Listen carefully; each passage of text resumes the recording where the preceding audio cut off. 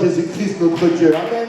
Ce que le Seigneur voit en chaque pécheur, c'est un potentiel d'un adorateur. Ce qui fait mal au Seigneur, c'est de voir un pécheur privé de sa gloire, privé d'être dans la présence du Seigneur, privé d'être un adorateur du Seigneur. Amen. Alléluia. Et tu sais, alors que je parlais justement de cette bataille qui est liée, amen, ce combat spirituel, qui est le plus grand guerrier de la parole que vous connaissez? Un nom pour les érudits. David, n'est-ce pas? Mais David est aussi connu pour être quoi? Un adorateur, n'est-ce pas? Vous le connaissez comme le guerrier, celui qui a tué Goliath, mais il est connu aussi comme un adorateur. Amen. Quand l'Esprit de Dieu habite en moi, je danse comme David. Tu sais, on le connaît pour cela. Amen. C'est un adorateur. Et où est-ce qu'il a adoré? Ou du moins, quelle ville David a conquis? Jérusalem. Et c'est où que le Seigneur a choisi de mettre son nom? Jérusalem.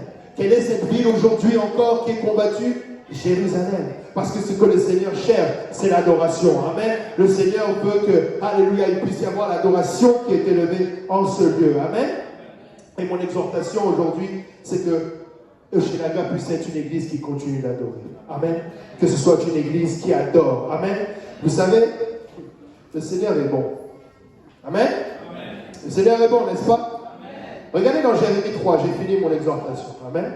Regardez Jérémie 3. À partir du verset 11. L'Éternel me dit, l'infidèle Israël paraît innocente en comparaison à la perfide Juda. Va, crie ces paroles vers le septentrion et dis, reviens, infidèle Israël, dit l'Éternel.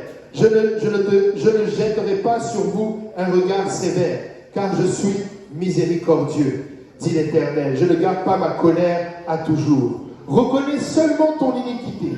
Reconnais que tu as été infidèle à l'Éternel, ton Dieu, que tu as dirigé ça et là tes pas vers les dieux étrangers, sous tout arbre vert, et que tu n'as pas écouté ma voix, dit l'Éternel. Revenez, enfants rebelles, dit l'Éternel, car je suis votre maître.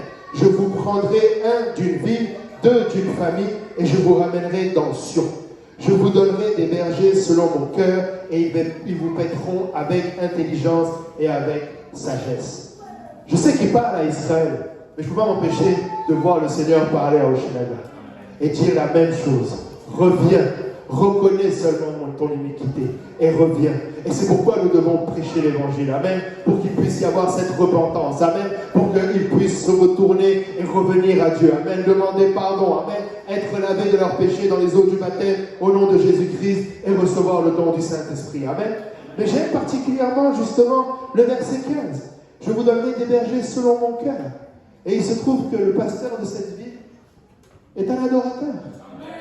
Tu connais le pasteur Yannick, tu sais qu'il adore. Amen. Si tu connais le pasteur Yannick, tu peux lui donner un qualificatif. Amen. C'est que c'est un adorateur. Amen. Alléluia. Regardez cette fois-ci dans Jérémie 23. Alléluia. Il dit, je ne sais pas si ça on devrait le mettre en ligne, mais c'est pas grave, tu peux le laisser. Jérémie 23. Amen. Malheur aux pasteurs qui détruisent et dispersent le troupeau de mon pâturage, dit l'Éternel. C'est pourquoi ainsi parle l'Éternel, le Dieu d'Israël, sur les pasteurs qui paissent mon peuple. Vous avez dispersé mes brebis, vous les avez chassées, vous n'en avez pas pris soin. Voici, je vous châtierai à cause de la méchanceté de vos actions, dit l'Éternel. Je rassemblerai le reste de mes brebis de tout le pays où je les ai chassées. Je les ramènerai dans leur pâturage et elles seront fécondes et multiplieront. J'établirai sur elles des pasteurs qui les paîtront. Elles n'auront plus de crainte, plus de terreur, il n'en manquera aucune, dit l'Éternel. Amen. Laissez-moi vous dire que moi j'ai la foi dans ce travail ici à Hochelaga. Moi j'ai la foi que oui, peut-être d'autres sont passés. Et je sais que ce lieu a déjà été une église. Je sais qu'il y a déjà eu des pasteurs.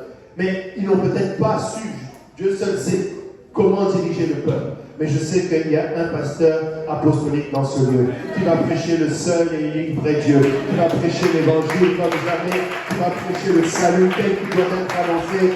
Il va faire de cette église des adorateurs en esprit et en vérité. Amen. Ce dont tu as besoin au Shenaga, ce n'est pas d'un nouveau programme, d'un nouveau salut temporaire, je veux dire salut dans le sens une meilleure vie.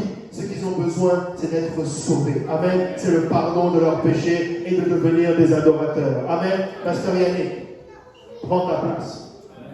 Sois l'autorité spirituelle dans cette ville. Fais que ce peuple devienne des adorateurs. Le Seigneur a vaincu. Ce qui a été chanté ici, c'était prophétique. Tu sais, je me voici pour louer. Et quand je parle d'adorer, ce n'est pas juste courir. Parce que, oui, vous voyez le pasteur Yannick sauter, courir, danser. Mais je sais qu'il rentre très souvent dans la profondeur de l'adoration. Le nom de Jésus est élevé. Il sait comment faire descendre la présence de Dieu. Je ne suis pas juste en train d'élever l'homme. Je suis en train d'élever l'adorateur parce que je veux être son imitateur. Amen. Je sais que je veux être aussi un adorateur. Amen. Et c'est ce dont a besoin Montréal aujourd'hui. Amen. Alléluia. À tous les pasteurs qui sont ici, c'est notre mission. Que Montréal tout entier devienne des adorateurs de l'Éternel. Qu'ils reviennent à Dieu, qu'ils reviennent dans cette gloire dont ils ont été privés. Oui, qu'on va prêcher l'évangile, oh qu'on va prêcher le salut, oh qu'on va prêcher la sanctification, oh qu'on va prêcher l'adoration. Amen. Pouvons-nous nous lever tous ensemble, alléluia. Pouvons-nous, alléluia, commencer à élever le nom de Jésus en ce lieu. Pouvons-nous glorifier